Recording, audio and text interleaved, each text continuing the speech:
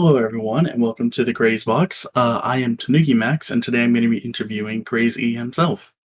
How are you doing, What's man? up, man? What's up, man? What's poppin', man? It's been a while since I've been on here, man. But I'm here and I'm back at it, and I'm going crazy as ever. So that's what's going on. That's awesome to hear. So how are you doing today or tonight? Man, Yeah, I'm it'll doing be no, nighttime. Sorry.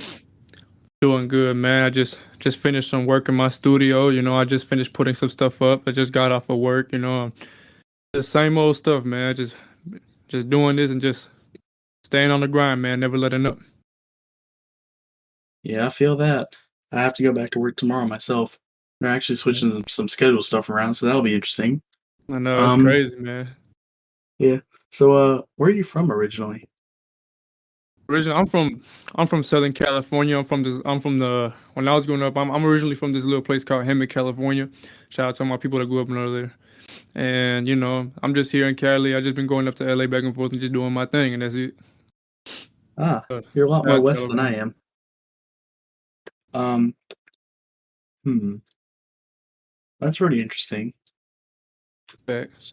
So, like, what would be your personal backstory, and how has it affected the way you craft music and stuff like that? Because I see you release albums. Oh yeah, man. I really appreciate that, man. But me personally, I started out since I was 14 years old. I started just getting CDs. I got some CDs. I burned them on my discs and on my computer.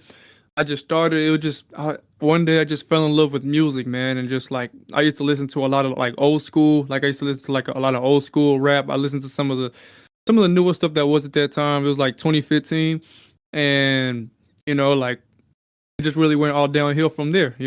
I started off with CDs.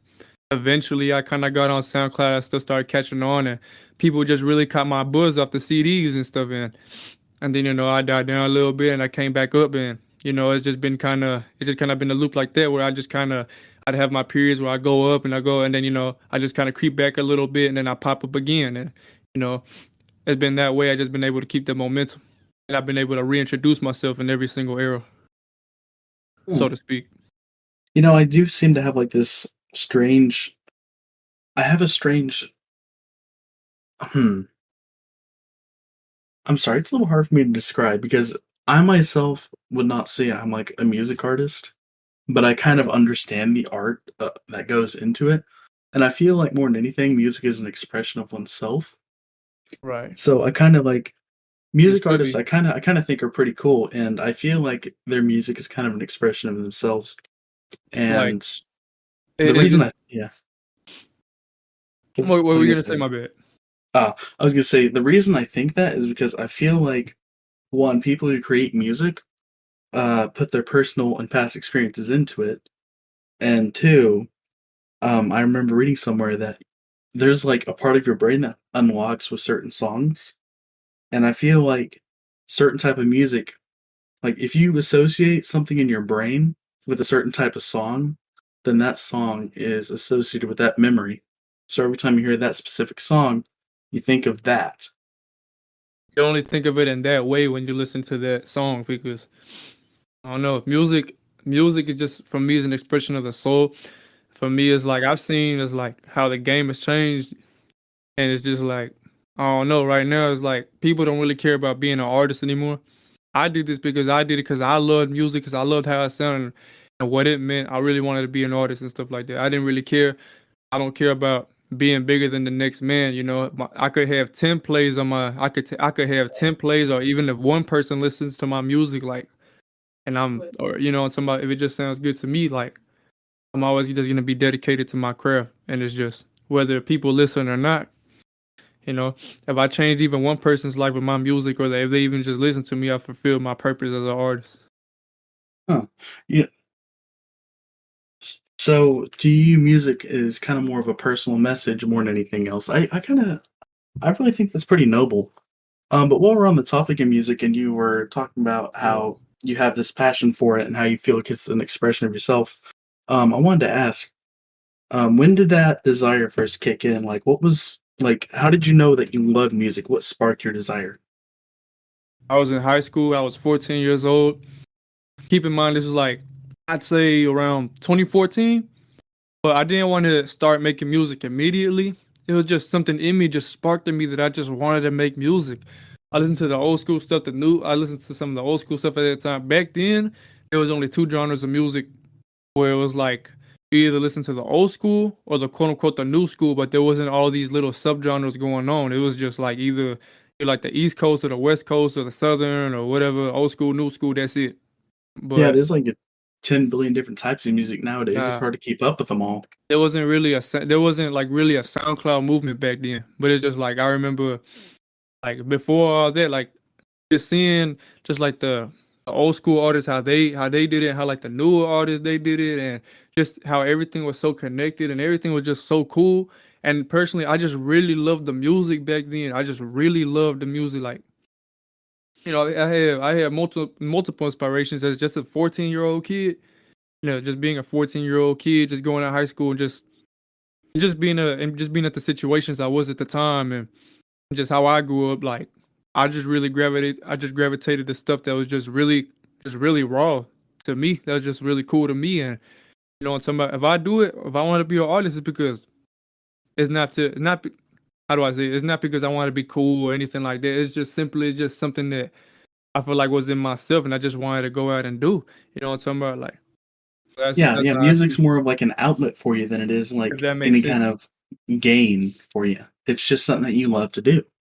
It's just certain things in this world that you just kind of meant to do, and or maybe you just give it a crack at it for fun, and then all of a sudden it's like, wow, like you really start going on the road because it's like you didn't know you had it in you, and now you get excited and you just keep on going and you keep on going to the point where it's like you already have your foot in the door. You know what I'm talking about? You already have your foot in the grass, and you once you got your foot in the grass, you just got to keep running.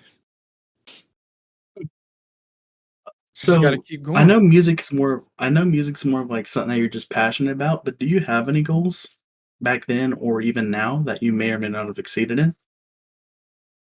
I remember as a little kid, like I'm gonna be honest, as a kid, as a 14-year-old, one of the biggest reasons I wanted to be an artist was like I was worried that like I was just me and my situations back then. I'm not saying I'm anything I'm not, so don't take this the wrong way, but it's just me. I personally thought that I wasn't gonna be on this earth for long. I don't really know exactly why I thought like that, but just me being young, just being worried about what's going around me and what was going on in the world, I just felt like, man, if I'm gonna go out, I'm gonna go out with the bang, and I'm gonna go out with the message. I tried so hard. It was my dream to end up on Google. It was my dream to end up on Google and Spotify and have my name out there. I'm like, well, even if I'm long and gone, you feel me? I die a legend because my name is there. You know what I'm talking about? It's kind of like I left my mark on this earth. I left my mark on Yeah, this it's planet before I go. I remember being a 14-year-old kid, and it's like if I'm gonna go, I'm gonna go a legend. I'm gonna go out with a bang.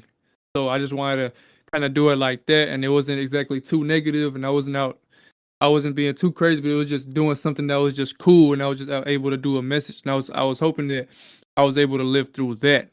My goals now have very much changed from way back when as a 14-year-old kid, but now it's like now I'm fully dedicated. Me in these past few years, I've been fully dedicated on becoming and just being an artist, and being an artist to me is not just how do I say, like how fire you can be, or what I'm talking about. It's just more being an artist is not just an evolution in your music, but an evolution in yourself through your music, as well as just like because as an artist, I myself, the artist is a work of art. The persona is the work of art. What I do in my music, I consider a work of art.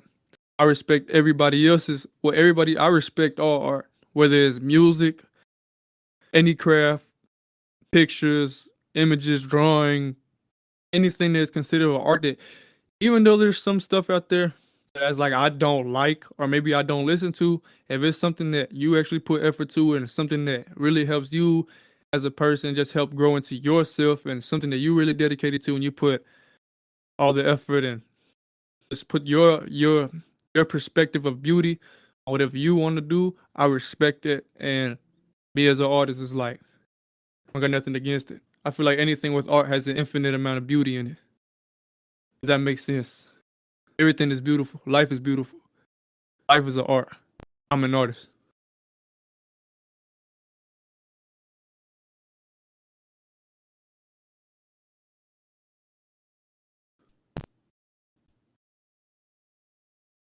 A lot of Yeah, yeah. You know, sometimes I do think about that sort of thing because one thing I always seem to remember is that a lot of popular artists seem to get discovered like right after their time, and it's really kind of sad when that happens. But sometimes I wonder if they all have the same mentality as that. me as an artist, what I gotta say to that, whether it's my time, whether it's after my time, or a million years from now, as long as they hear what I gotta say, I succeeded as an artist. You were one person. Because you gotta think of my perspective is this. It's like even if you're not here, you gotta realize, maybe you look, say you're a YouTuber and you see your YouTube only get like 10 plays, 2 plays, you got 2 subscribers, right? You gotta understand, even if you were to die and pass on from this That's earth still there. 100, 200, 300, 400 years from now, you could become something big. You know what I'm talking about? And you may have not even known it. You could even come back as a meme, and you know what? People in the future would love you for it. And there's stuff out there that maybe 500 years from now you would pop up. There's a lot of stuff that's been lost in the media that's been, check it out. Just think about all the things that have been lost in the deepest starts, the deepest reaches of the internet, and where nobody would find, and they've been pulled out by one or two people, and they became one of the biggest things to ever sweep the internet. You know what I'm talking about? And that could be the same thing for not just what I do, but for other people do. And as well, like the game changes. If you ask an artist, say 20 years ago, 15, 20 years ago, and like, hey, are you on Spotify? Are you on Apple Music? They're gonna be like, what's that? They're thinking about cassettes. The game changes. Maybe 20 years from now, we're not going to have the internet. Maybe we're going to have something different. And everything that we're doing right now is going to become irrelevant. And something of new relevance comes out. Life is a circle, there's just different levels. Everything just keeps repeating itself in a different order. So maybe one I of the do feel like I'm sorry. oh, I'm sorry, keep going. I was gonna say I do feel like yeah, I feel like everything just keeps moving more digitally. Like even with talking of this metaverse stuff, while it's still very like in early development, I feel like trying to create almost like this virtual dimension where Right, right. information is stored, I think that's actually really cool. I I was don't thinking really about know it. if I trust it in the hands of big corporations, but it's kind of weird. It's like almost existential. Like we as a group of people, like for who knows how long, for over thousands of years, it's almost like we're kind of discovering things that already exist, but like It's a new level of consciousness. I feel like it's everything that we do is I'm very heavy. Me personally, if I were to speak about myself, I personally describe myself, I'm very heavy on the idea of spirituality and consciousness, and just the fact that we're just achieving something new. It's stuff that's already been there, but it's just we're just reaching new levels of consciousness, and we're gonna go through that, and after we go through that, we're gonna go through something else, and everything is all it's like we've been through this before, but we're going through it again in a different fashion. Think about it, like the metaverse, like before the metaverse and all that, if that becomes big, if you were in the 90s and the thousands, the new thing would have been the internet. And that would have been the equivalent of us hearing the metaverse today if it becomes big. You know what I'm saying? So it's like yeah, that's my opinion on it. Or like say when computers were first invented, like there is stuff like that, and just how like you're able to communicate messages from one place to another and do that, like all these that's things. Yes. yeah, no, that's something I think about too. Like we kind of take for granted. I mean, a computer is a piece of metal that allows electricity to pass through it Right. that connects to a screen where we can send messages and talk to each other and literally connect to the world using just using metal, It's something absolutely that was insane, already right? here. We found it is insane.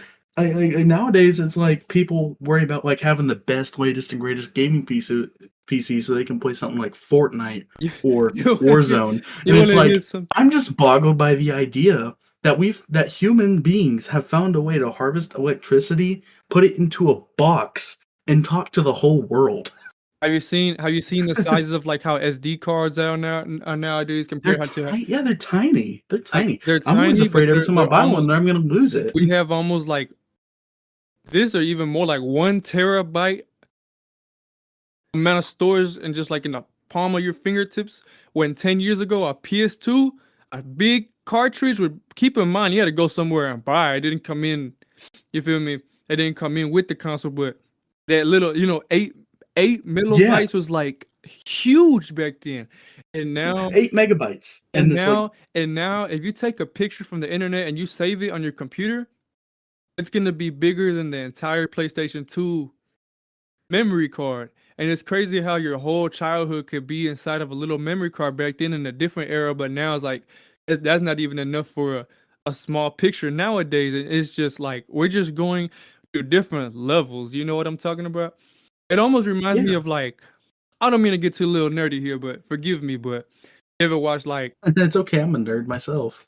check it out, man. You ever watch Dragon Ball, right? You ever watch Dragon Ball Sometimes, yeah. Z and all that? Shout out Dragon Ball. I'm When I sorry. was 11, I used to be obsessed with Dragon Ball. Nowadays, I don't know so much about it, and because I've kind of forgotten a lot of it. But me and my brother used to love watching Dragon Ball. It Man, I came used on to like the CW channel.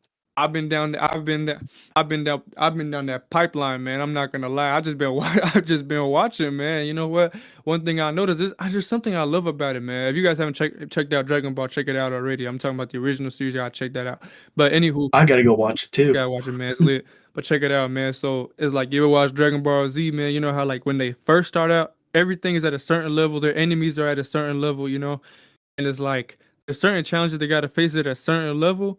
But once they progress, their enemies get stronger, their situations get stronger, but they themselves are stronger, and it's like the same thing as like back then, but just at a different level. But it's the same thing. And it's just stuff handled differently, and it's just little stuff like that. And I'm just talking about in general, like, and not just as an artist, but in life. And I'm saying life imitates art, and we're just gonna go through the same thing over and over in different forms and different levels, but it's the same thing. It's the most bizarre thing. And you know what? It's like one of the only things that is like, what I'm talking about, that it's just different each time it comes around, and you could just learn more from, which I find even more bizarre. So it's all just something I'm just trying to figure out, man. But you know what? I think it's just in life, the answer in life is just enjoy it for what it is and just learn and intake everything that you can from everything. So Yeah, when we were on the topic of memory cards and stuff like that, they all got me right, thinking. How do you record your music? check it out, man. So as of now, I use Pro Tools. I use Pro Tools. I'm probably not gonna use anything else other than Pro Tools. You know what I'm talking about? So that's it. I just use Pro Tools. And Okay, well, I'm sorry. what Pro Tools is like Pro Tools is a dog. You just pay a subscription and you go on. It's the industry standard, and that's it. I just go in. That's what I've been making my newer albums on, and I just use a certain preset, and that's it. So was it anything kind of like how the media portrays it, where like you pay to go inside the studio and they have like a microphone and they've got somebody at the desk with all these switches? Is it anything like that? Yes, that is the industry standard.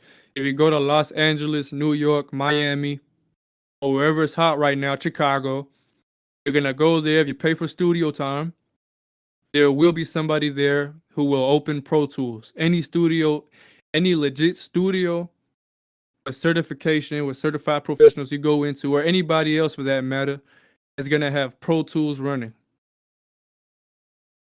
That is the industry Yeah. standard.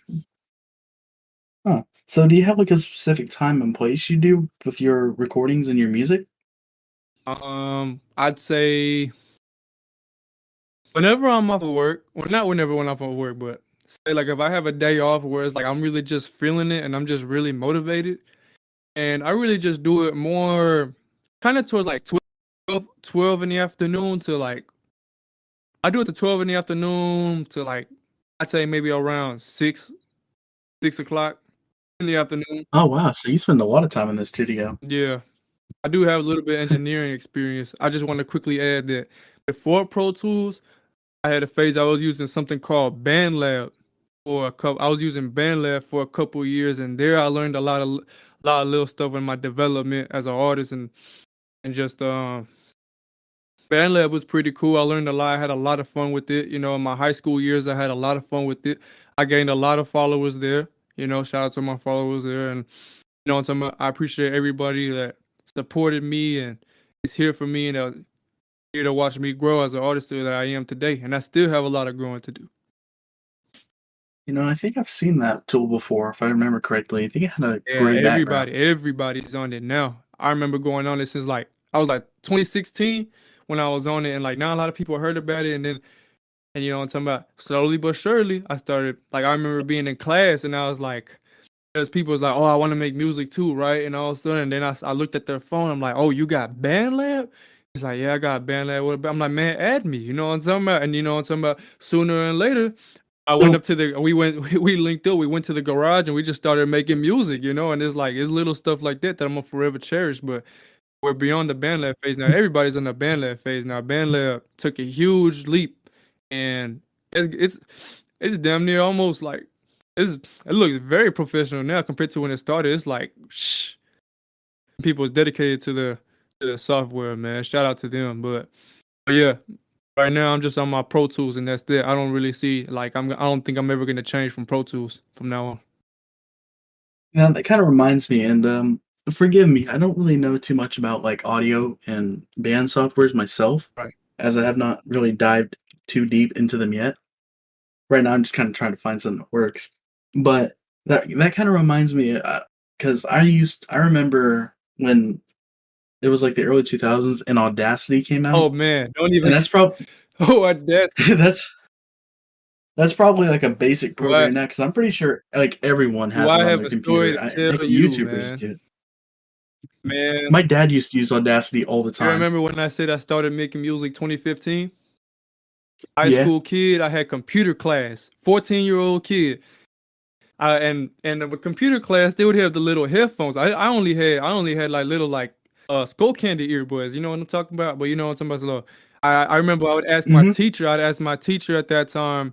I'm like, or my substitute teacher, whatever. I said, hey, let me come in after. Whenever I got out of class early, and I was able to go to lunch, or if I went to lunch and I was able to come into the class, I put on those little earbuds or those little headphones, the little computer headphones from the class. I slapped it in the what's it called, the Dell PC. You know what I'm talking about? And Yes, I remember Dell PCs. I turned on the Audacity. I slapped in the drill beat, and I started going ham. I started going crazy. You know what I'm talking about? And I remember Audacity, and I feel like I should get that now just for old time's sake.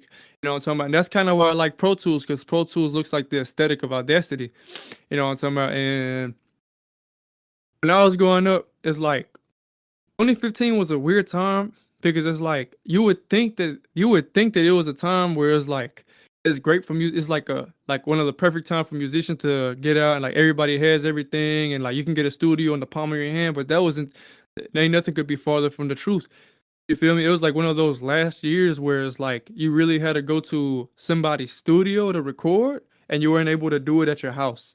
And you know what I'm talking about? It was very hard to do almost anything by yourself. You just didn't have the right equipment or the programs, and not everybody knew how to get the programs. So it was like, I feel like 2012 to 20. So I'm sorry, interrupted. yeah, like 2015, like when I started making CDs, I was actually using like, can you hear me? All right. So, do you work under anyone, or are you your own management, or do you manage others, or like what's the situation like? I'm solo dolo, man. And well, when I was younger, I did try to start a record label, but it was just under myself. And I did have the opportunity to work under other people as well, but I haven't taken. I did have a manager like a year or two ago. Like I say, around 2 years ago, I did have somebody manage. I did let somebody. I paid somebody to manage for me and help get me right and little stuff like that. But other than that, nah, I'm solo. So you never really been involved with like any industrial Oh scenes or man, I anything? have. Oh, you I have. have been around Oh, industrial scene. I'm right next to LA, so it's like it's not really hard to like meet people that want to get into the industry and certain parts of the industry, and you know what I'm talking about. Like I have met people down the line that you know what I'm talking about. I have met certain names and all that, and you know what I'm talking about. It was fun. I'd say around maybe 2020, 2019. It was like my introduction to the industry. I was at a certain level at that time. I'm still at a certain level now, but I still had a lot to learn. But I did learn a lot. It was a very big learning experience for me. So did you meet them before or after you got involved in the music? Some of them I met when I was younger, like when I was in school. Others I've met down the road, and just in my experience as an artist. And it's just like my growth to who I became now, especially just how it stemmed from like when I was younger, is part of my evolution. It's just part of just me as an artist. It's part of the artistry and just like growing and building in myself and just perfecting myself along with my music and just seeing me grow as a person. So, speaking of growing, how big is your fan base right now? I'd say I'm gonna be honest, I'm not really too massive in terms of like in comparison to like other artists that's like they're major and all that. But I'd say I'm around I'm above the 5K, like the 10K range. So it's like I'm just really a mid-sized artist. Middle range, just a decent sized artist, like not too small, not too big, just kind of in the middle. Yeah, I do think those are pretty neat to track, but for someone like me, it's not really about like the numbers and stuff like that. It's more just about like the message and Yeah. what you bring to the I'm table just more than glad anything. And I feel like you feel the same way. I'm just glad as an artist I'm established. As I said, that is true, but it's nice to have a little establishment. Like, yeah, I got my little, you got your little like 1,000, 2,000. You know what I'm talking about? You know what I'm talking about?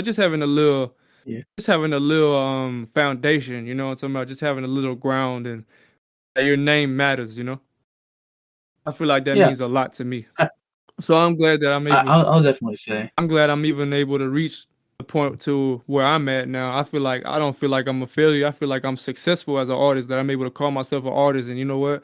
I can be in the studio, I can be in the room, and you know what? I'm H boy. I'm crazy. You know what I'm talking about? And you feel me? Some people know me, some people don't. But hey, I'm here. You know what I'm talking about? And I know what I'm You know who you are. I know who I am. I know what I'm talking about. And nobody can say I don't. Yeah, I Whether get they that do, feeling. that's one thing, but it's just I know who I am, and that's what I believe in. So I'm just glad I have a foundation for myself as an artist. It's really helped me a lot. So, so even though you're not like huge or anything like that, but you still have like a decent following, do you have like any kind of like like shirts or merch or anything like that? I sure Where do. people or like Check it out. oh, so is there like I do have a page, man. Check it out. www.hboyworldwide. No, not yeah. hboyworldwide.store.com. Again, that's www.hboyworldwide.store.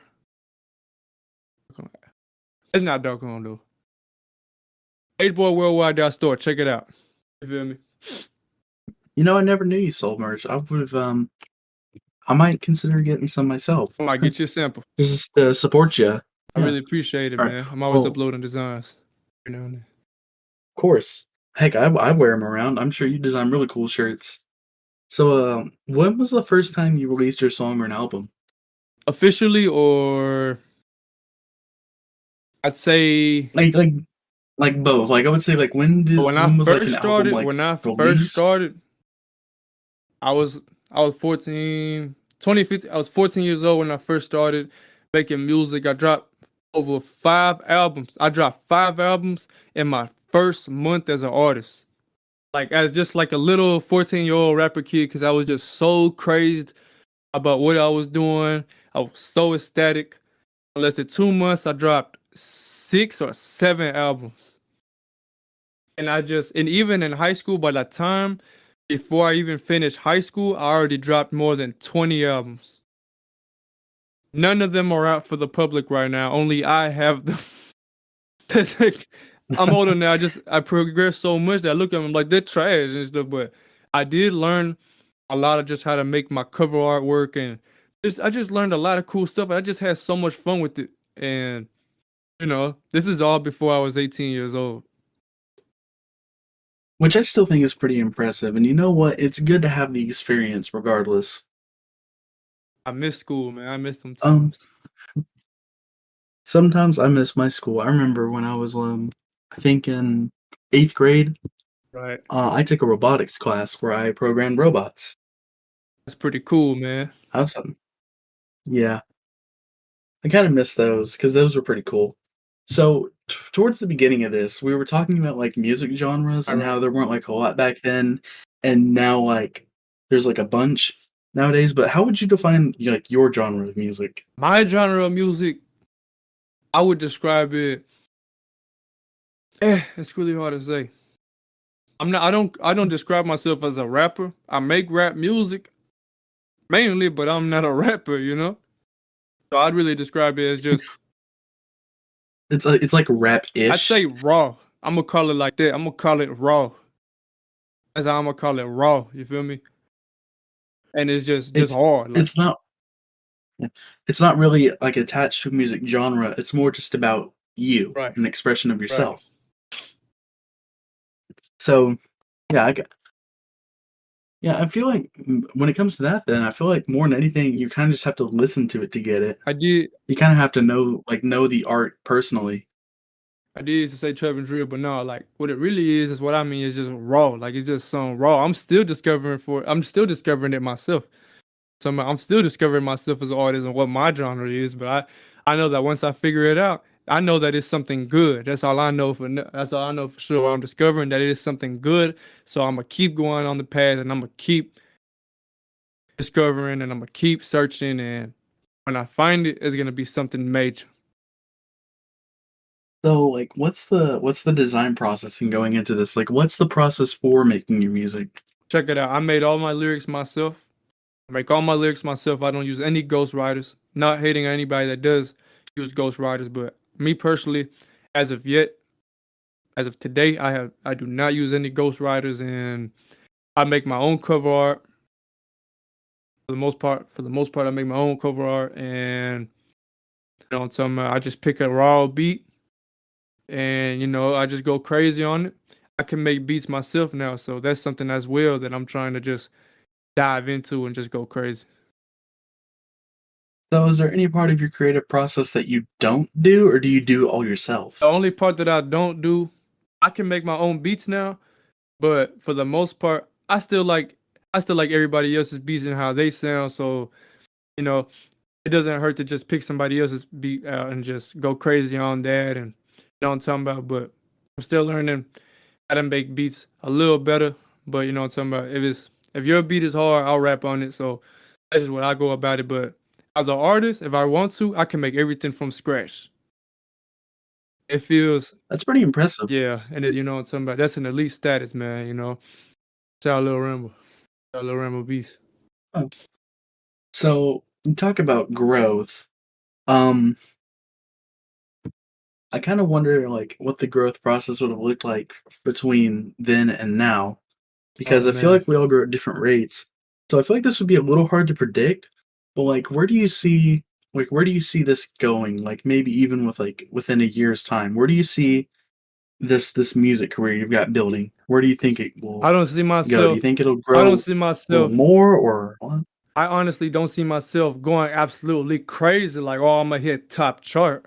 But I do see myself just being more established and just more seen around and just more seen around the community and just you know what I'm talking about? Oh yeah, H boy. You know what I'm talking about? And just more Yeah, you're present. And there. I'm just there and I'm just part of the community and that's it. And I really think more people would hit me up for the services that I am able to do and certain stuff like that, and that's it. And I just see myself just notice. I just really see myself as there and just you know what I'm talking about. That I'm just around. Yeah, yeah, no, I get it. Yeah, And I you're appreciate that. there. You have your own I like following, I like and that's pretty I cool. feel like if you make a top chart and you go up and you go and say you're not as good as you used to be, people are gonna call that out and be like, "Oh, you fell off," or you know what I'm talking about. And for me, Yeah, that's I me hate as an people artist. like that. I don't That's not what I wish Like, for. it's not about And numbers. it's not, and it's really just me just being in the middle where it's like it's not exactly like you're hard, but you're there whether you're going up or down a little bit. You're just there, and your position is established, and that's something that I really that's something that I really enjoy, and that something that I really cherish. 'Cause- Yeah, I don't really get the point of, like, why some people do this, and I kind of find it really annoying more than anything else. right, right. But, like, whenever like, when somebody on the internet just, like, makes something that just gets massively popular for no reason, I don't wish the and downfall of then they anything. keep continuing. Yeah, and they just keep continuing because it's something they like doing. It was never about, like, numbers for them, and then people say stuff like, "You fell off." It's like, "No, you If guys made you if something of you mine were randomly if you popular one yourself day." were an artist and somebody were to tell you that you fell off, how would that make you feel? Yeah. You know? It's like the same thing as, like, going on Reddit and typing "not People funny" or "dead meme." Man, look, some stuff is funny, you know what I'm talking about? Like, come on, bro, like laugh. Like if it's funny, laugh. And it's like, you know what I'm Yeah, talking about? And it's just like I don't really listen to all that. Like whether you fell off, whether you didn't, if you did what you wanted to do and you went hard, you know what I'm talking about? That's respected and that's respectful, and I'm respectful to that. I really I really think at the end of the day, you should just live and let live because the way I was raised, if you don't have anything nice to say, don't say There's anything a at lot all. of artists. Me, you gotta understand. When I want to start rapping, what I fell in love with music was a whole different time. From that time till now, there were many artists that have gone up and fallen. I have seen a whole generation, specifically the SoundCloud rappers in general, the entire SoundCloud scene, all the 2016 rappers, all of them, almost all of them, not all of them, but almost all of them, I've seen rise and fall.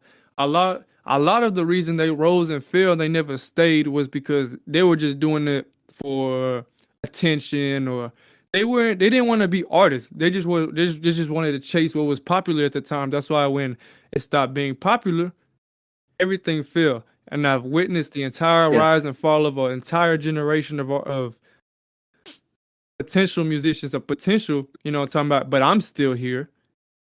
Everybody knows that. Yeah, I feel like trend chasers and people who go And after it strictly it's just for painful fame for me in to mind, watch. Like, and I feel like people who strictly go after it for, like, the fame in mind or thinking that they're gonna get they're gonna get big and rich one day, or just someone who starts on a trend, I mean, you're setting yourself up for failure and even if you do disappointment. become, You have to love what even you if you do. do become a quote unquote success, it's only gonna be for so long until you just fall down. You know what I'm talking about? It's like shooting a bullet in the air. Yeah, it goes up, but it's gonna go down and it's never gonna rise again. And that's the Yep. sad part. If you're an artist, even if you fall, there is still a potential for you to bounce back. It's like you chew gum. Say you chew a good piece of gum. It tastes great at first. Oh, it makes you, but once the flavor is out, you know where it goes? It goes into the trash Nothing or to the floor that gets stepped nothing on, lasts and that's forever. that. And nobody else is gonna want to chew that piece of gum again. You were good once. Nobody wants to chew you now. Nobody wants you now, and that's the sad story. That was the story what happened with all the with an entire community, entire generation of artists. It's sad. Or musicians, or even if I can't call them musicians or artists, just I just call it potential. There was a lot of ways to potential there, and me as an artist, I'm not happy to see that. It made me feel very discomforted, and it's very unfortunate that those events are what transpired. That's what transpired because of said actions. So, you yourself as an artist, have you ever, like, made a song that, like, a lot of people liked, that you tend to look back on and you sometimes think, "Man, I should remaster that, or I should improve upon that in Oh, some way." definitely. I think about that almost every single day. But at the same time, I just gotta get back in my headspace. Like, look, I tell myself, whatever it was back then was back then. There's a lot of music back then that I thought was pretty cool. There's a lot of music that I make, and I learned this the hard way. There's music that I've made, but I'm always gonna keep to myself. Even if it sounds good to me, I know I can't release it to everybody.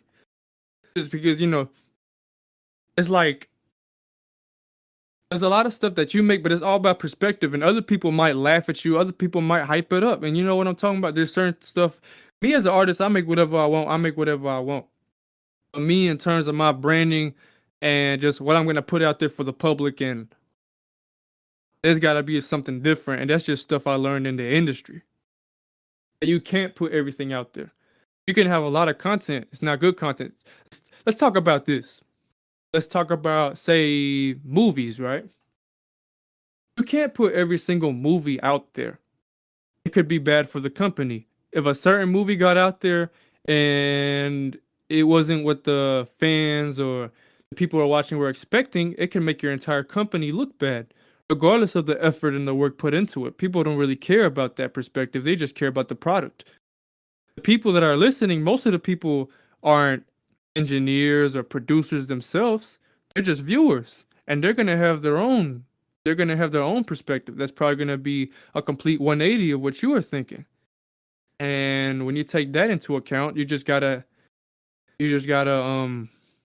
know what to put out, know what not to put out, know what to keep to yourself. And that's just as an artist, that's just what comes to being an artist. And there's nothing wrong with that. So with that in mind, have you like ever performed live? In certain sense, and I have unofficially, I have got up, I have like, especially when I was younger, I have got up and I did my little thing in front of people and stuff like that. But in terms of just going up on stage, like officially, not yet. That's Not the yet. one thing. Okay. That's Well, the one thing. But I am out there and people do know. So, but that is one thing that I am trying to get taken care of. I have been invited so many times to come along. I've been invited. I've had my opportunities to go up and do my thing, but there was always something coming up that it just wouldn't happen, whether it was too far away or something along those lines. And but I know my time is coming soon, and maybe I just need to be ready for it. Better late than never. So, just hoping soon. yeah, that's a good mentality to have. What kind of file do you like when you post your music? Like, what kind of files do you distribute to your WAV, audience? man. WAV file. When I was there, I used to do like the highest quality I used to do back then. It was like a 320 kilobyte MP3. But now, if it's not WAV, I do not want it or I avoid it. But Yeah, now dot I WAV, remember that's when what I like do. Uncompressed. yeah, I remember like before we had things like SoundCloud and iTunes now. I remember like everyone used like Oh iPods. yeah, man. OG now. Yeah, those. Yeah, it's weird. It's kind of weird for me to I was think in high about how school. I was those in were high school brand with the new in my iPod. I was time. in high school with the iPod when I was like 14. I was one of those kids that was not allowed to have a phone, man. I hate to break it to you. I was one of them kids where it's like let me tell you something. I got a bunch of quarters, man, from my house and stuff like that, and I would pay my friend $10 in quarters for an Obama phone. That wasn't a lot of headphones, so I would have it for like 2 weeks, 3 weeks. I would ask my friend like, whenever it was the weekend, hey, can you hold my phone for 2 days? Can you? And he's like, okay, I'll bring it back charged. And then when I come back to school, he would give it to me, and that's when I'd be on it. And like it was it's crazy times, man. Like, but it was fun. I remember just being on Facebook. I didn't grow up with Instagram. I didn't grow up with the Instagram that's going on now. I'm a Facebook kid. You feel me? I grew up when it was Facebook and the whole game going on there, the music, that stuff going on there. I'm from that part of the culture. You feel me? So it was a Yeah, different I time back then. remember. I'll say like I was an early 2000s kid, so Yeah. even iPhone itself was brand new for me growing up. I remember when my parents used to use like Verizon flip phones, and like everyone in my family I had just those wanted a. I before just like wanted a. I iPhone. just wanted a. I just My anxiety, especially later in high school, was so bad. I wanted to go. I used to want to go to school just so I could have access to the Chromebooks for 30 minutes so I could plug my earbuds in and listen to music. That's how dedicated and that's just how in love and just how deep I was into making music and listening to music at this time. I was like 17 years old. I remember how my anxiety was just through the roof. But regardless, I just had to listen to music. I wanted to go to school. I'm like, oh my gosh, I'm going to school tomorrow, so I can have my phone. I had an iPhone 4 and I had an iPhone 4 and like when I was like 17 years old in high school. You know what I'm talking about? Because and all I wanted to do was just listen to music, forget everything else. Like that's the truth. It's the truth. Like the story of my life. All I ever wanted to do was listen to music, go crazy on music, forget everything else. Listening to using the school Wi-Fi just to even get on SoundCloud and it wouldn't even play properly. But hey, I'm listening to music, so I'm listening to music like so, and that made me feel happy. That was one of the only things that brought me peace at that time. If it wasn't for music, I don't know how I would have got through high school. It's the truth. Music seems to be like something that a lot of people who were just a little bit older than me, they tend to like view music as like this special thing that is precious to them.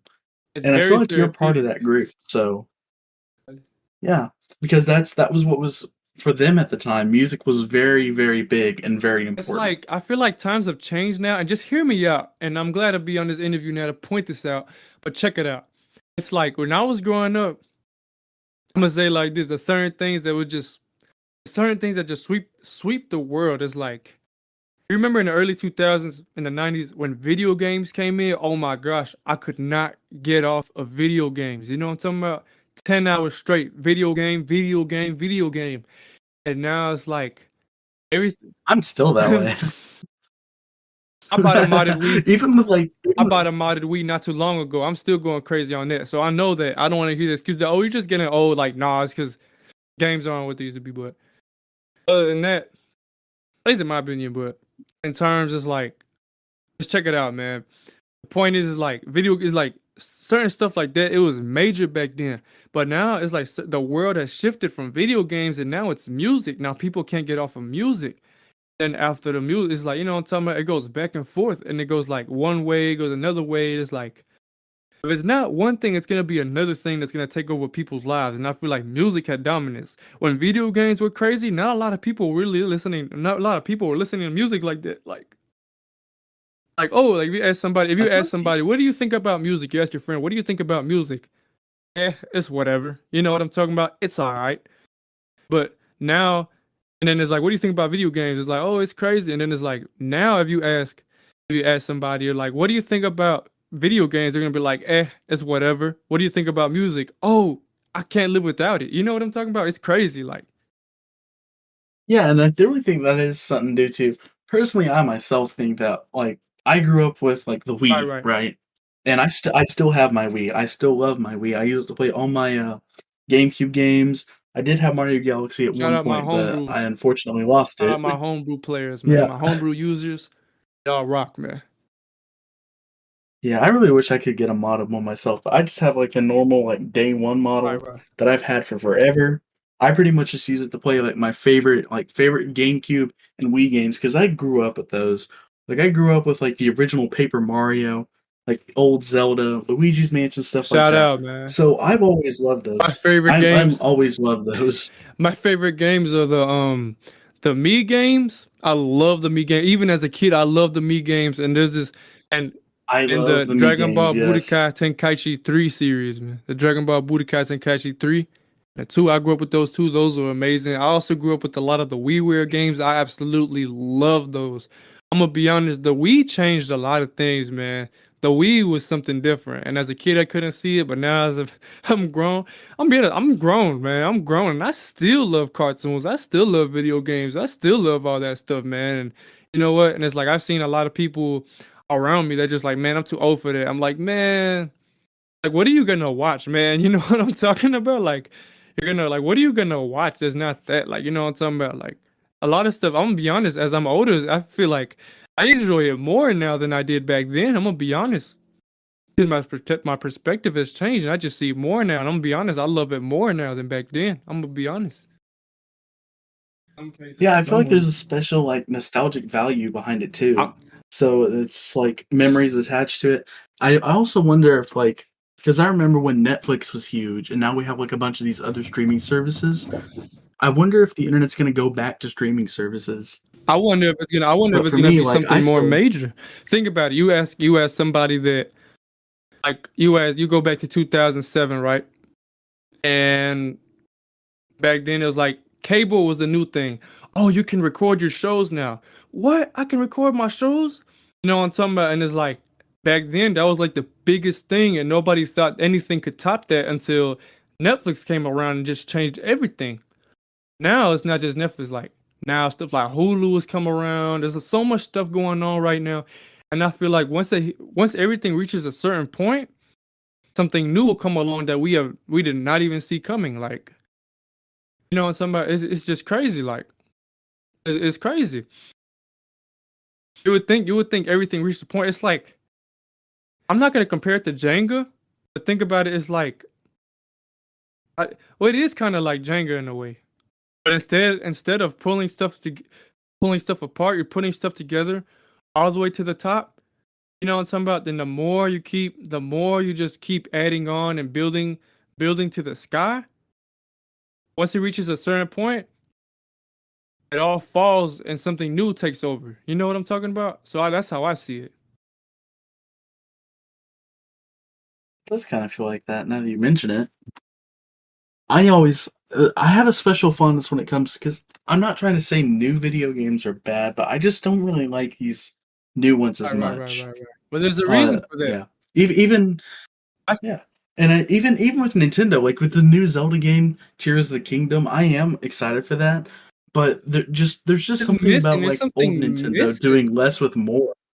Yeah, like with the Super Nintendo, the GameCube, the Wii, those are like my favorite consoles ever. Even the Game Boy Advance. Man, There's just something I know about it's them. not because people will give you like, oh, why don't I like these things anymore? And people will tell you, oh, it's because you're getting older, you're just maturing. I'm like, no, it's not. It's something more than that. You know what I'm talking about? It's something more than that, man. And it's just like, because I played some of the older games I played when I was little, and you know what? It's still hit. I could still play them for a few hours. You know what I'm talking about, dude? I was literally playing Wii Sports again for like. And I'm still playing it like every night for like 2 hours, 3 hours. Like, stop saying that it's because oh I got older. Like, no, there's literally something different. Like, you know. Like even the Xbox 360. I wouldn't consider myself a huge Xbox fan, and maybe this is just because my family usually would either have like a PS3 or Xbox 360, but even playing on those, it just feels different than something It's like a the drip, PS4 or man. It's the PS5 or passion. an Xbox Series. There is something about them. I just wish because I do feel like now that they're older, I feel like their parent companies are intentionally making them slower. But there's just Think something about it, about man. them. You remember when Smash Bros. Brawl came out? I was a little kid. I was going so crazy. It was. You remember people used to cry. People used to go at the store. Yeah, give me Smash Bros. Brawl. No, cry. Like people used to go so crazy over Smash Bros. Brawl. And you remember like the passion the fans had. It was absolutely ridiculous, and it was something worldwide. Now Smash Bros. What Ultimate came out, and people just kind of play it, and it's like, oh, they play it for like 5 minutes, and they just don't touch it again for a whole 2 weeks. There's something going on, and it's like Yeah. even the Or newer kids now, they don't enjoy it. You feel me? And it's like there's something going on with it, and it's just hard to pinpoint, but it is something. There, there is something there. yeah, That's what I think. But anyway, it's yeah, we kinda got a little sidetracked there. I'm trying to think it's about how to all we can good, connect it man. back to the interview, but I'm really I kinda enjoying just this, like man. talking about these because it's something I feel like we share a Praise Box, connection man. It's in all about. because we both grew up during, like, the early 2000s era, and I'm pretty sure you grew up in, like, late '90s, so I'm you got to 2000s. experience what Gang, I I'm did. 2000s too. I'm also 2000, man. Oh, you're 2000s 2001. too? So you and I pretty much have the same. Yeah, I'm 2003, You so had to grow up. we You pretty had much to grow up. experienced the same You had to grow things. up with the Namco Museum Remix and Namco Museum Mega Mix. Either or, man. You had to grow up. If anybody out there listening to this, you know what Man, I'm talking about. I salute you, bro. Real G, man. dude, Namco was my jam as a Especially kid the and newer still is now. Namcos I that grew came up out with in that Namco. time. At that time, bro, Pac-Man was gang. Okay, you want to hear a secret? Real secret. Not a lot of people know about this. Okay, and I'm gonna say it in this interview. When I was in kindergarten, okay, kindergarten, first grade, I was like in second. I wasn't even 10 years old yet, right? There was this there was this one girl at that time. She was my friend. Oh, she ended up hating me. You know why she ended up hating me?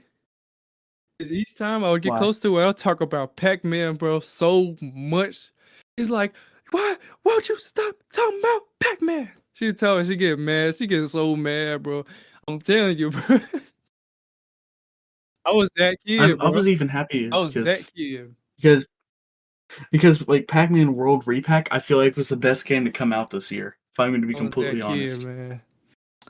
Oh, I gotta get. Um, I grew up. I grew up with like Namco Museum on the GameCube and Namco Museum DS. Even Namco on like the Namco Museum on the Switch, it just feels really Pac-Man really is crack, lacking. bro. Pac-Man I is dope, man. Pac-Man is just straight like dude, Pac-Man is drugs, bro. Namco is dude, drugs, bro. Namco is straight crack, bro. I'm sorry. That's what it is. yeah.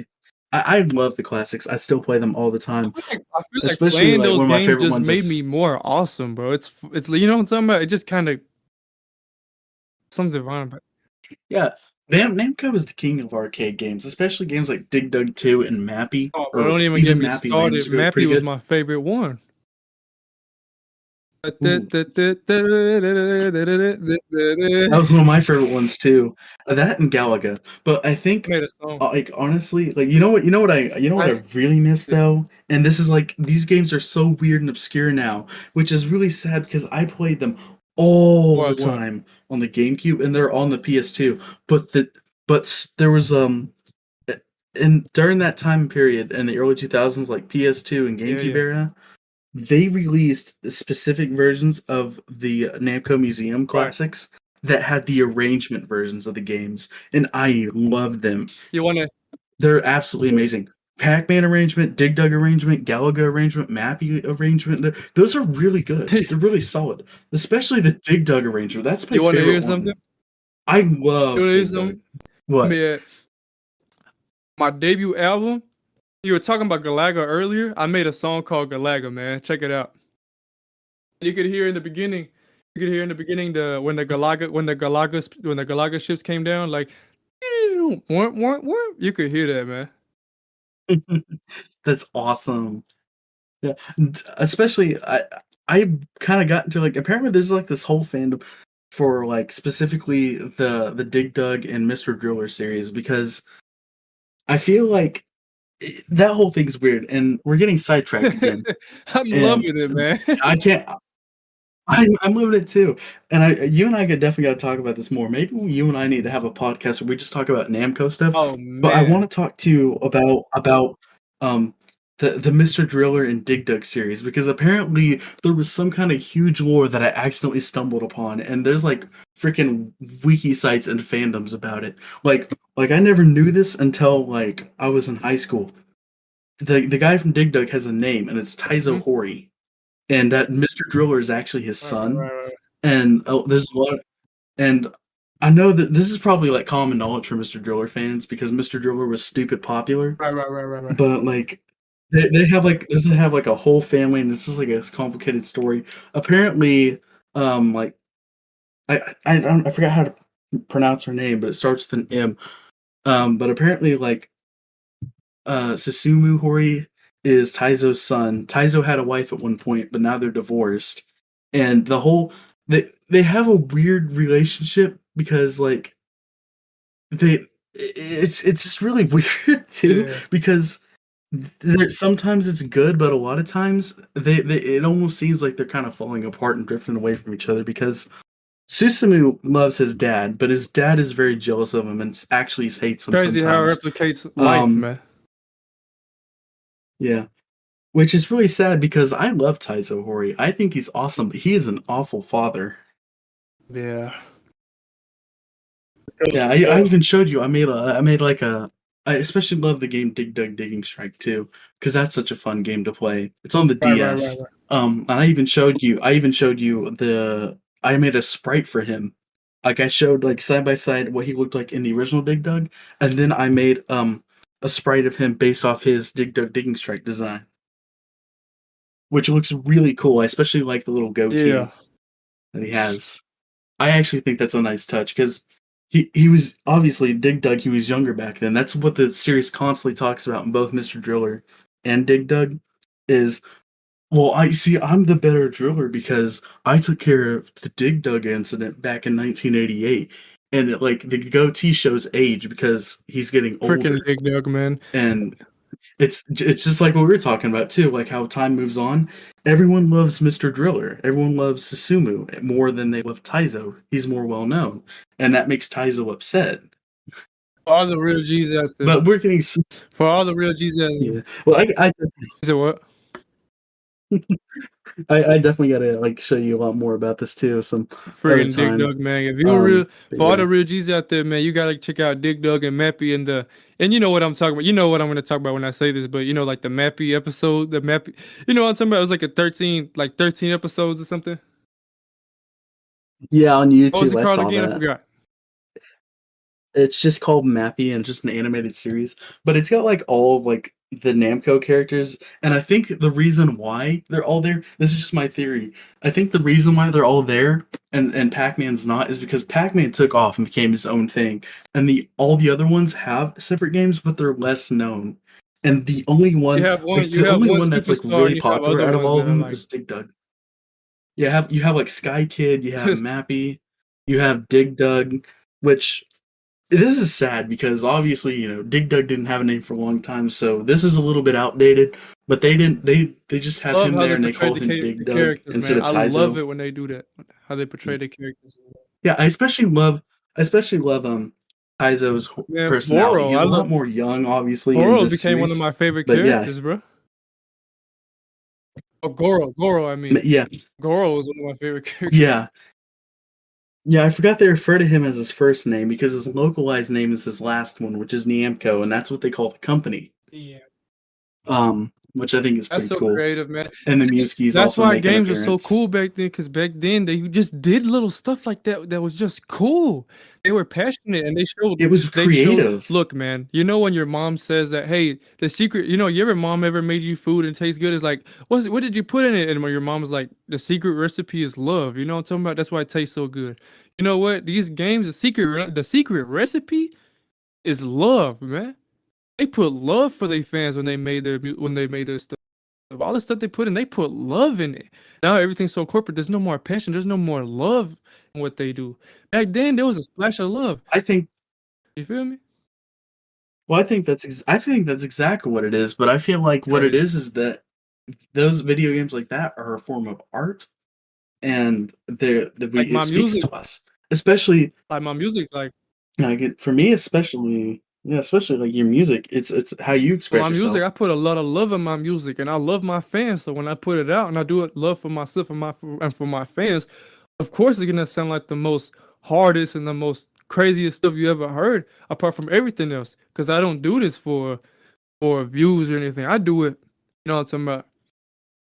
I do it for the best cause, so of course it's gonna come out the best. You know what I'm talking about? In my opinion, I'm not saying I'm better than anybody, but of course it's gonna come out the best that I can put it out. So that's my take on it.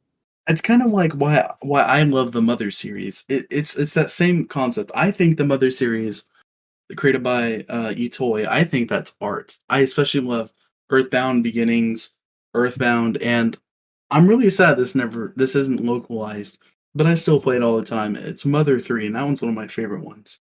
And I can't really describe them to you. It's just playing them is an experience, and I absolutely love them because of it.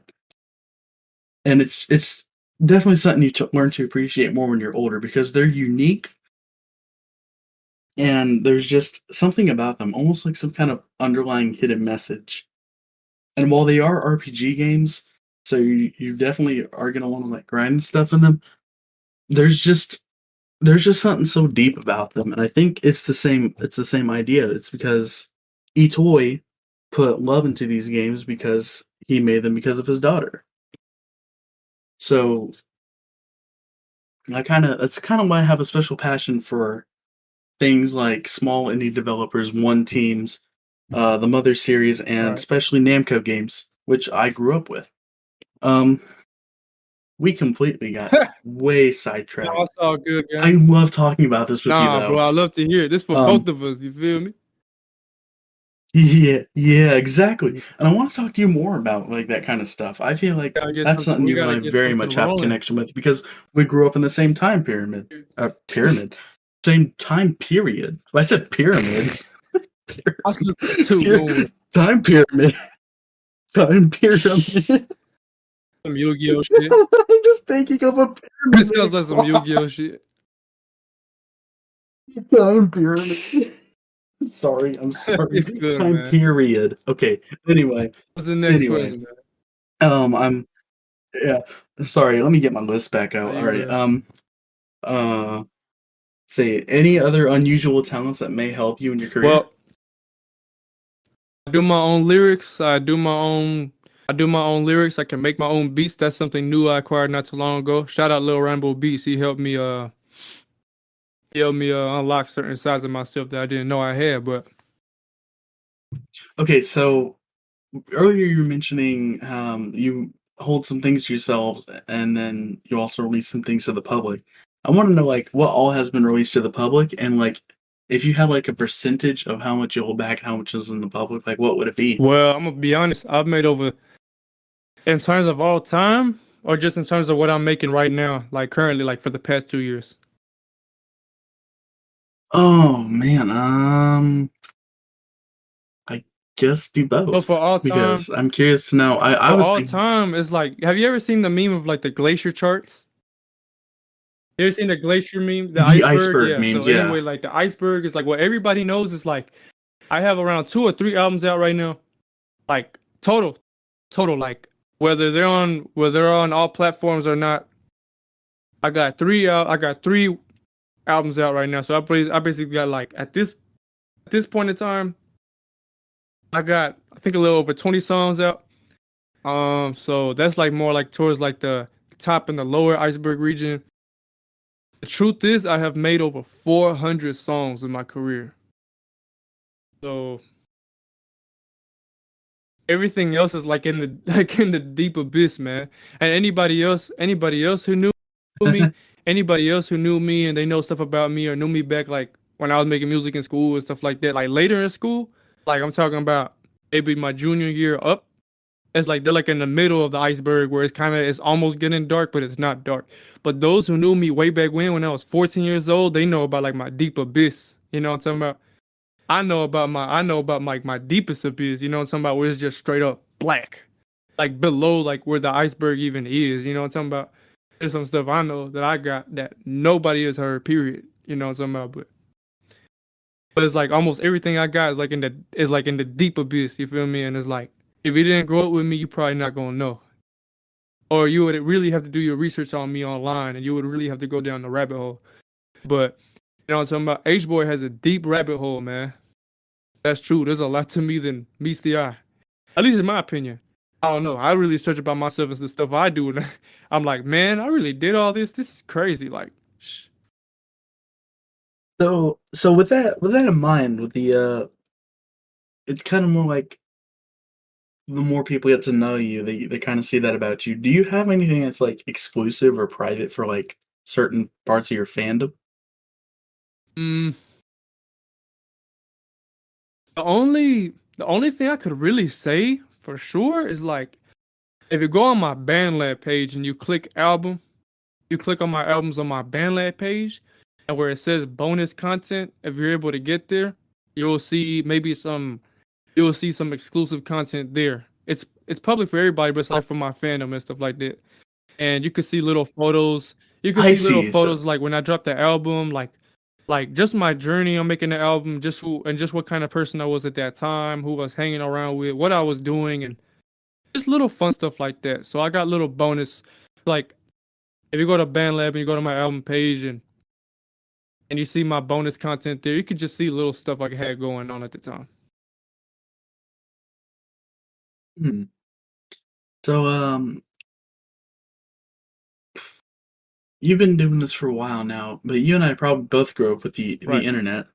So That's why yeah, I'm here. even like pre-internet phase. But like how has the internet influenced your work as Oh an artist? man, And if so, majorly, how? majorly, Majorly? majorly. I started off with CDs. I didn't start off with so much as internet. Truth be told, I actually wanted to start with cassette tapes. Oh wow, I'm surprised anyone But I, remembers you know, talking those. about, but I wasn't able to do cassette tapes for just certain reasons. And just me being a 14-year-old kid, it's not like I had a credit card to go order some outside. You know, I could just order it from Japan. It would come here, you know. And it's like, oh, what I would do, get a little bit of money, you know, and I had all quarters and stuff like that. You know, talking about I was that kid. You know, talking about go out, go to the Dollar Tree. Look, here's literally my process. I went to the Dollar Tree, 14-year-old kid. Like this is before school starts, by the way. If it's a school day, I go to the Dollar Tree. My mom, you feel me? I go to Dollar Tree. 108 back then. Tax was 108. There was an 8 cents tax back in my day. You feel me? I sound old as hell, but back in my day it was 108 Mhm. for a dollar item or $3, whatever the case was. You could buy a bunch of CDs, dollar CDs. You'd go back home. I would burn them on my computer, and I would go to school. Boom. I would have my name on them, and I would give them out for free to a lot of people, and that's how I got known. But in terms of like but in terms of how the internet played, um, I actually discovered SoundCloud by accident. Where in terms is like, how do I say it? I really enjoyed SoundCloud because it was the only platform I was able to use other than Spotify at the time, where I didn't have to pay to listen to any song that I wanted to. But I could turn my phone off. I could turn my phone off, you know what I'm talking about? And it would still play. That's what I wanted. And that's when SoundCloud came in. And oh, you could upload music here. And this is before I wanted to make music. I just wanted something I could listen to because I was in love with music, period. You know what I'm talking about? So it was like Spotify, you had to pay a subscription, or YouTube is like you could play a song, but you had to have your phone on. If it turned off, or you put it in your pocket and it would click something else, and it would just ruin your vibe. And Yeah, that that was was very annoying. annoying. And it's like SoundCloud was the only thing that, where okay, I could have a song play, and it had almost all the music I wanted to listen to, and I could turn my phone off, and it would still play, and it would not stop playing. And that's something that I really enjoyed, and I really enjoyed that even to this day. So that was just something major. And then by the time I wanted to make music, it's like, oh, you could upload your music on SoundCloud. And I was still putting people on SoundCloud. When SoundCloud wasn't big back then. SoundCloud was still very underground. It's like it wanted to compete with Spotify, but it wasn't even what Spotify was yet. Think of it as like the best comparison I can make out of this is like, you remember how big Netflix was 10 years ago? But then there was like Hulu just started up, Yeah. and it was like it was trying to compete with it, but it wasn't quite there yet. But it was gonna be big in the future. That's what it was. That's what what SoundCloud was back then. Where it was like it was trying to compete with it, but it's just not at the same league. It's not in the same level. And I was trying to put people on, oh, you gotta get SoundCloud. You know what I'm talking about? So, because you could listen to, you don't gotta pay a subscription. You can listen to your music for free, and you could turn your phone off and everything. It's like, what? You can do that? Like, yeah, man. And it's like, and they would do it, and it's like, oh, it's pretty cool, man. That's it. And as it kept growing, then the whole SoundCloud wave came in like a whole year later. It's like this is like 2 years into my music career. All of a sudden, everybody came in. Now everybody wants to be rappers. Keep in mind, I already had my little experiences enough to be like a little bit ahead of like certain of the fake rappers. So it's like I could already tell, I'm like, oh, these people just want to. These people aren't real artists. You know what I'm talking about? Because I was already in the game for like 2 years already. So, but no, like especially with like Instagram and just social media. Remember, I had Snapchat back then. It was no Instagram. It was no none of that. It was Instagram. Instagram didn't come in yet. Instagram came in later. It was Facebook and old Snapchat. That's what it was. 2015, Facebook and old Snapchat. Facebook was everywhere because I think Madden Mobile was out everywhere. Madden Mobile was the thing. Everybody was on Madden Mobile. Everybody wanted to play with against their friends. Facebook was still a thing, and everybody connected through Facebook. And back then, if you were to get a message, it would be through Facebook Messenger. It would not be through Instagram. Nobody would have Instagram back then. Like people would like, oh yeah, I got an Instagram, but it would only have like one picture up there, and it would only have like 25 followers. You know what I'm talking about? There was no Instagram that we know today was not Instagram. It was just Facebook and old Snapchat before it had memories, before any of that. This was like right before the dog filter came out. Once the dog filter came out, 2016, I remember the day it came out, freshman year when I was in class. That's when everything just kind of started to shift and change a little bit. But that's when the social media waves started going up. That's when I was also that's when I was going up. People was posting me, taking pictures of me. People took pictures with me. I was in high school. People took pictures with me and stuff like that. Cause like, oh, he's an artist and all that. Um, I also freshman year, I was doing these little rap battles. Rap battles was a thing, as I said. If you were an artist, you wanted to be a rapper or whatever, people took that serious. I came to the point I could not even walk outside of my school because everybody was like, if I were to go out to the lunch, I'm gonna be honest, you want to hear a secret? I Yeah. took I took detention. I asked for detentions at my school. My freshman year, I was asking detentions almost every single day. I was trying to go to not the principal's office, I say, but I went kind of to like the teacher area where they just had a computer and I just played computer games all day. I could not go outside. I had to get my lunch before everybody else. I had to escape the public eye because back then my name just started to get out so big that it's like I couldn't even walk outside when it was lunchtime because everybody was always trying to rap battle me and everybody was watching. I lost my first rap battle. You feel me? I came back. They said if I lost the second one, that I was never gonna be able to rap again. And there was like this whole group of people with campus security and everything watching. There's a whole everybody. Won my second rap battle. It went crazy. People were skipping classes just so they could be with me and be like, yo, like, you know, people back then, if you wanted to be a rapper and an artist, like it was serious. People was really out there trying to test you. Like, it's not this is that's how I know I'm really before the SoundCloud wave because when the SoundCloud wave came in, everybody could be an artist and there wasn't everybody wanted to be a little rapper back then. But when I wanted to be a rapper or a musician or whatever the case may be, you know, it was hard for me. You really had to watch a step because it is before the internet came out. And it was like it was still real. It's before all the internet SoundCloud stuff came out. You know what I'm talking about? You wanna be that, you feel me? People gonna test you. That's just what it was. And I passed my tests. So but you know what? The new Instagram, that stuff helped me. I don't really entertain, I don't really condone all this internet stuff going on and what these newer artists or whatever they're trying to do on social media and they entertain social media too much.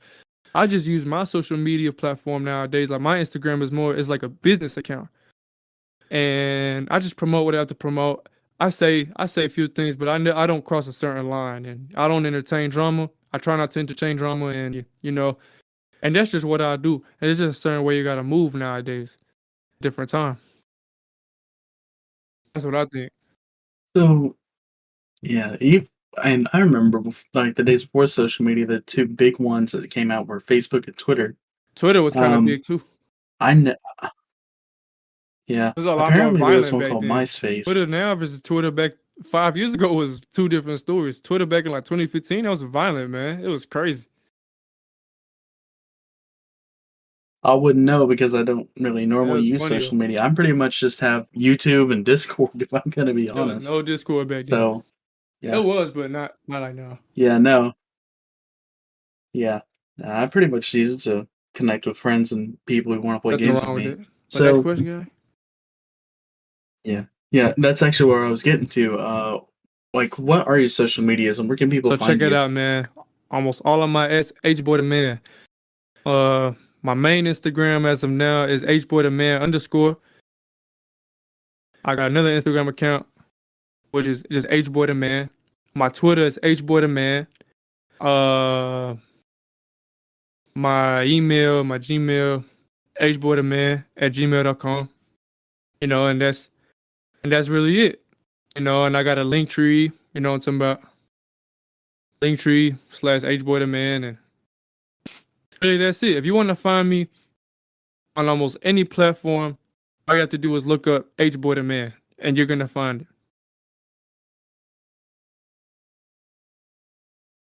So, out of all the songs you've created, which one's like your favorite or means a lot to you? I have this song called "Go" with Lil Rambo beats. Shout out Lil Rambo, and it's just I don't know, it's just emotional. It's one of my personal favorites. I don't know if it's a lot of other people's favorites, but as for me, it's just something that I listen to and I just feel good because it's like I like to meditate on that song a lot, and it just has to do with just I just remember just like me growing up and just stuff I feel and just I just use it to help me move forward. I feel like I just derive a lot of strength from just listening to myself speak on my own struggles. It's like I'm my own motivator, so to speak. That's huh. That's actually I've never heard of. That's actually pretty powerful. I never heard of somebody being their own motivator like that. Huh. So, would you say there are any hidden meanings behind your songs? Eh, Everything is all me. Everything's all organic. You know what I'm talking about? There's no cap in my music for them. You know what I'm talking about? There's no cap in my music for the most part. You know what I'm talking about? So, and if there is, I apologize. But other than that, everything's all sincere. Everything's all me. You know what I'm talking about? Everything's all organic. You know what I'm talking about? It's just me growing as an artist. You know what I'm talking about? It's like my method in my music is like I'll say one thing and I'll say it fast, and people might think of it like I said it another way, like, but really is like if you listen to the lyrics, it really means another thing. You know what I'm talking about? So that's like it's like a method I have in my music. But other than that, it's like everything is organic. You know what I'm talking about? Everything is organic in its own way. So it's like you feel me? No cap in my music. That's it. It's just me. That's all I'm gonna say. I'm gonna put it as that. It's just me. All me. Nothing more, nothing less.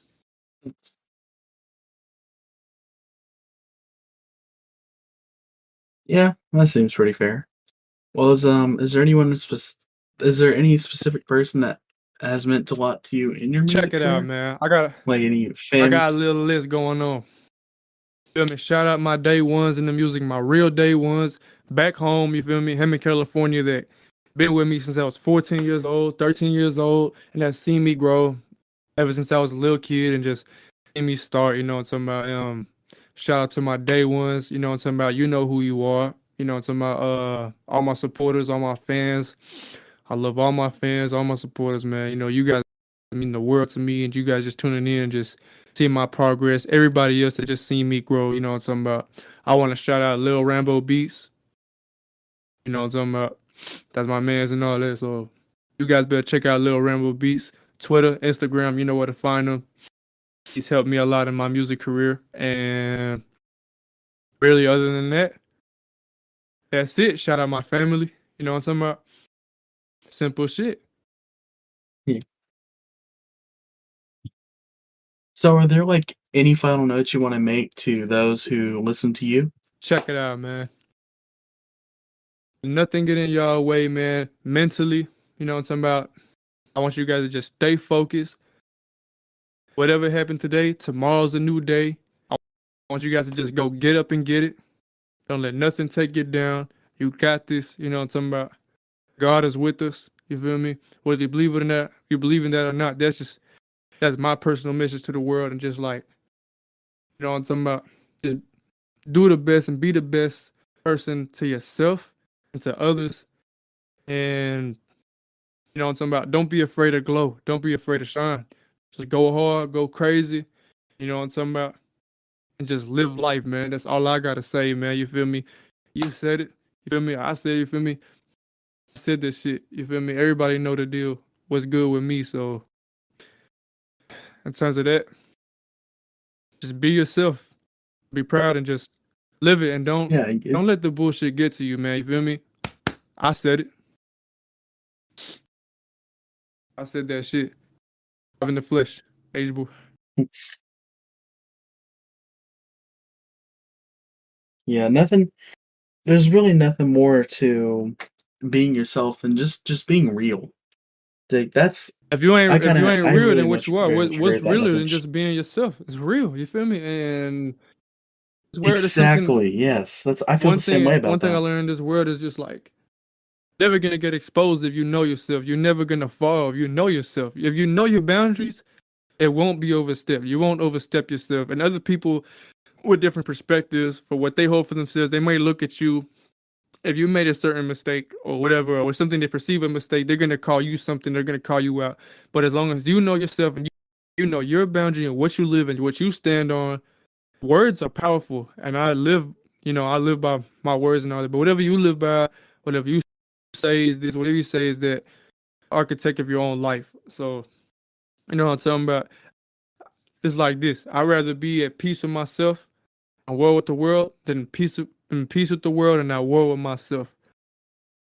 In the end of the day, the world is gonna pass on, but you're gonna be with yourself forever. The world is gonna pass on. People that love you, you feel me? They may love you one day, they're gonna love somebody else another day, but you're gonna be with yourself forever.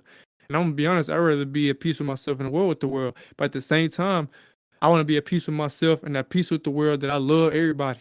Like the same way I love myself. And you know what? If I had to choose, which option I'm choosing, so Yeah, I very I much love agree with that everybody. too. Because you have to live with yourself your whole life. If the world gets into fads, things come and go, and you can't rely on it most of the time. But you can rely on So, yourself as an artist. You can just yep, rely on to those that you right, keep close to you. Have people that you trust, and make sure that you can trust yourself thousand more than percent, anything man. else. It is Because there are people who have the world. This happens way too often, and it's really sad that it happens even within like not just the rapping community, but in like music as a whole, like music artists. I remember doing a project in school where we had to like do research on and present like music artist stuff, and nearly all of them, in some way, shape, or form, dealt with some form of depression, and a lot of them sadly turned to drug I also usage.